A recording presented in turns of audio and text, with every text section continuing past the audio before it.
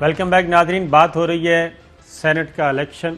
پیسوں کی ریل پیل بولیاں لگی ہوئی ہیں اور معاملات طے کیے جا رہے ہیں اور تمام کی تمام اس وقت پولیٹیکل اشرافیہ تمام کی تمام پولیٹیکل اشرافیہ بھی اور ہمارے دانشور اشرافیہ بھی یہ ساری کی ساری اس مصیبت میں پھنسی ہوئی ہے کہ کہیں سپریم کورٹ آف پاکستان یہ راستہ نہ روک دے, یہ لین دین کا معاملہ روک نہ دے, یہ کہیں اوپن بیلٹ نہ کر دے یا کوئی ایسا طریقہ کار وضع نہ کر دے جس سے یہ جو بولیاں لگی ہوئی ہیں یہ واپس ہو جائیں گی. اس وقت ہم سپریم کورٹ آف پاکستان سے بھی ہم التماس کریں گے, خاص طور پہ سوشل میڈیا پہ, کہ جس طریقے سے ایک ججز کو ذرا آواز اونچی کریں, نہ صرف یہ کہ ان کو دھمکیاں دی جا رہی ہیں بلکہ ان کو ملائن کیا جا رہا ہے, نام لے کے کیا جا رہا ہے, اس کا نوٹس لینا چاہیے. اور اس کے بعد پولیٹیکل اشرافیہ تو اب میدان میں آ چکی ہے. کل ایک ٹویٹ بھی آیا اور وہ ٹویٹ تھا مریم صفدر صاحبہ کا. دعا ہے اور امید ہے ایک فرد کی خواہش پر ایک جماعت کو ریلیف دینے اور حکومت کی ڈوبتی کشتی کو سہارا دینے کے لیے پوری عدلیہ کی ساکھ کو داؤ پر نہیں لگایا جائے گا. آئین کی واضح شق کے ہوتے ہوئے نظریہ ضرورت کو زندہ کرنا ملک, قوم اور خود عدلیہ کے لیے بہت بڑا المیہ ہوگا. یہ مریم صفدر صاحبہ ہیں, انہوں نے یہ ٹویٹ کیا ہے. اور اس کے بعد شاہد خاقان عباسی صاحب اس پہ کیا کہہ رہے ہیں وہ بھی سن لیں. پاکستان کے آئین میں ترمیم کا حق صرف پاکستان کی پارلیمنٹ کو ہے, کسی اور کو نہیں ہے. نہ سپریم کورٹ کو ہے, نہ الیکشن کمیشن کو ہے, نہ حکومت کو ہے. کسی چور دروازے سے آئین کو امینڈ کرنے کی کوشش کی ہم مکمل مخالفت کرتے ہیں. پی ڈی ایم اس سارے پروسیس کو جو آئین امینڈ کرنے کی کوشش ہے ریجیکٹ کرتی ہے. یہ تو بات ٹھیک ہے کہ آئینی امینڈمنٹ, لیکن جو حکم موجود ہیں ان کے بارے میں تو عدلیہ جو ہے وہ واضح طور پہ ڈائریکشن بھی دے سکتی ہے, ہدایات بھی دے سکتی ہے, حکم بھی صادر کر سکتی ہے.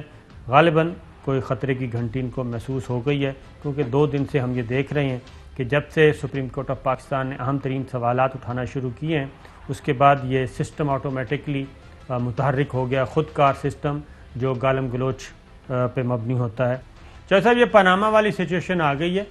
جیسے پاناما کی طرح سلسلہ شروع ہوا تھا, اب اسی طرح آ گیا کہ اب یہ سپریم کورٹ پہ الزام عائد کیا جا رہا ہے اور کھلے عام الزام تراشی ہو رہی ہے کہ supreme court of Pakistan 5 members bench election commission of Pakistan پہ دباؤ ڈال رہا ہے.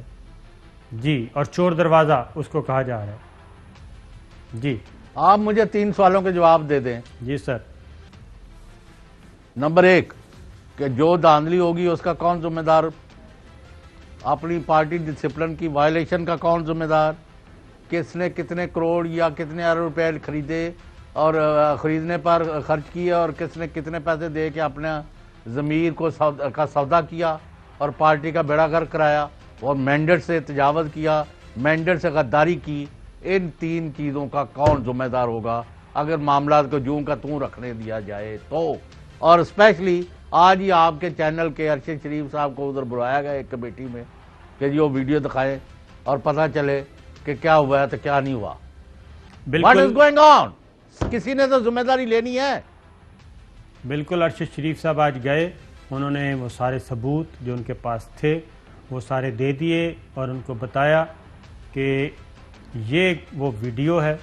اور پھر اصل جو بات امپورٹنٹ ہے اس آج کی کارروائی کی, تو ارشد شریف صاحب سے پوچھا گیا جی اس ویڈیو کی آپ بتائیں اتھینٹسٹی کیا ہے, اس کی حقانیت کیا ہے, یہ بتائیں. تو ارشد صاحب نے کہا کہ یہ جتنے بھی ویڈیو میں نظر آ رہے ہیں لوگ, یہ سارے ٹی وی چینل پہ آ کے اقرار کر چکے ہیں, اقبال جرم کر چکے ہیں, اور اس واقعے سے کسی نے انکار نہیں کیا کہ پیسہ لیا اور پیسہ دیا, اور بلکہ یہ بھی بتا چکے ہیں کہاں لیا اور کہاں دیا.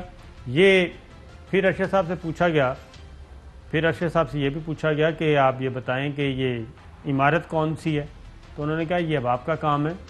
اور اس میں ایک اہم ڈیولپمنٹ یہ ہوئی ہے کہ تحقیقاتی کمیٹی نے اس دور میں, یعنی کہ جب یہ پیسوں سے ووٹ خریدے گئے, اور تقریباً کوئی 1 ارب 20 کروڑ روپے یا 1 ارب 30 کروڑ روپے کی ٹوٹل اماؤنٹ ہے مبینہ طور پہ, تو اس وقت کی انٹیلیجنس بیورو کی رپورٹ بھی مانگ لی ہے, کے پی کے گورنمنٹ کی اسپیشل برانچ کی رپورٹ بھی مانگ لی ہے کہ اس وقت خفیہ اداروں نے, انٹیلیجنس ایجنسیز نے کیا رپورٹ سبمٹ کروائی تھیں.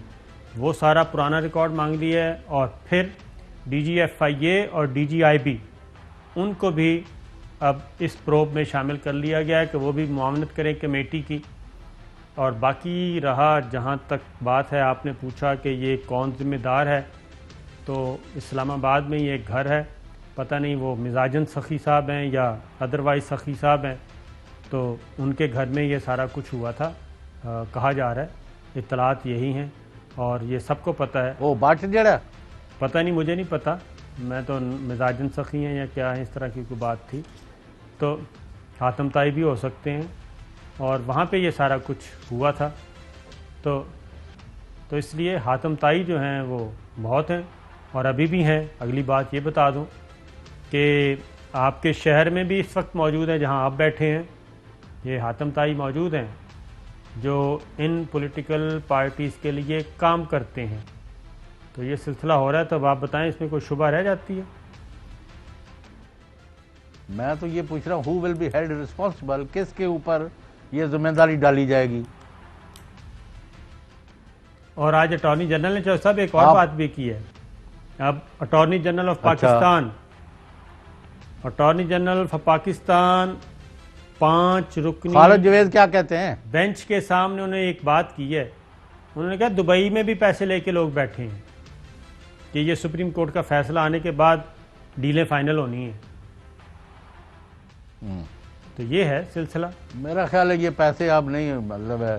اچھا, یہ جو ویڈیو ہے اس کے اندر جو پیسے لے رہے ہیں, دے رہے ہیں, اور لوگ دلال بھی ہیں, یہ پرانی جو ویڈیو ہے, یہ بھیڑ بکریوں کو تو نہیں انہوں نے تجارت کی تھی کہ ان کے پیسے وہ لے لیتے, تو آپ نے ان کو بتا دیا کہ وہ ووٹ بیچ رہے ہیں.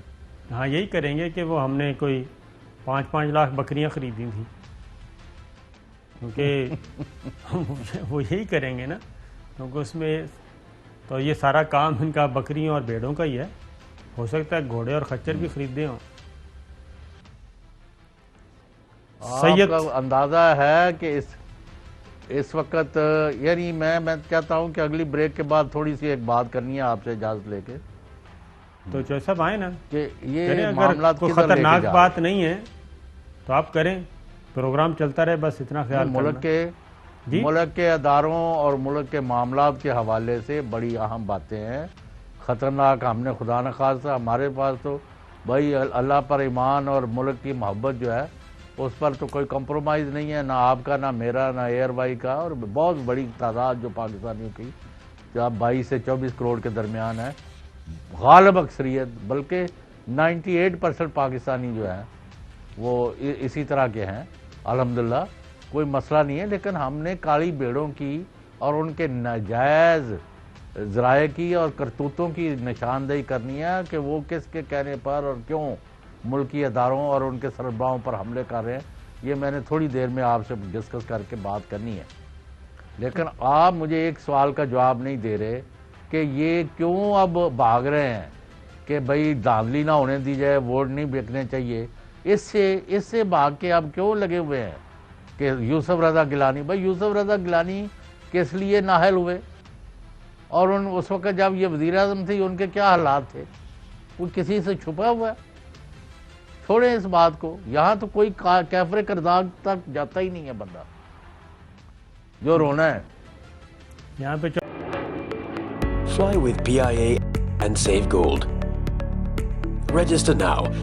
Scan QR code and register yourself to get gold and loyalty benefits. Powered by ARY Sahulat Wallet.